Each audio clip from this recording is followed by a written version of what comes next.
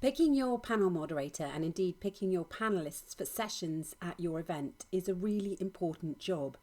Well, it is if you're considering whether the audience is going to have a great experience watching it, because the moderator's role is to manage the process and the conversation, the connection really between the panelists and the audiences. And two mistakes I see time and time again. People assuming that a subject matter expert is required to host a panel or as a SOP to make sponsors happy, i.e. making a sponsor the panel host. Now, I'll tell you why both of these can be fraught with problems.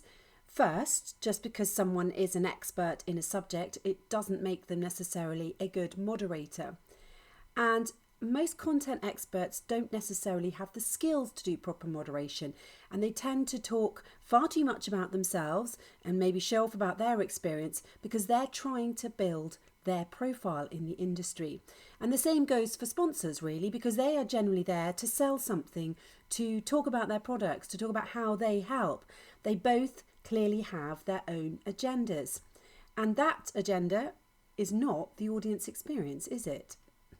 So you might have gone for the subject matter expert or the sponsor to moderate the panels because you're assuming they know the right questions to ask. But as we've just established, they have an agenda, and their questions and their summarising is going to naturally be influenced by that. Trust me, the moderator doesn't have to be an expert on the subject, because a great moderator can research any topic, and because most moderation is not about content. That's what the expert panelists, the people you've invited to be panelists, are there for. Now, remember I said earlier, the moderator's job is to manage the process, the conversation, that connection between panelists and the audience. That's actually a pretty similar role to that of the event MC or host. And indeed, just as you don't need industry experts to moderate your panel sessions, you don't need them to host the event either. What you actually need are professional moderators and conference MCs who work hard behind the scenes understanding your business, your people, your objectives, and your audiences. So if you take me as an example, I learnt my moderating and my interviewing skills working as a journalist for 20 years. So we learn how to research any subject, find the sexy bit, the bit that makes it interesting, the challenges that are there for those working in that industry.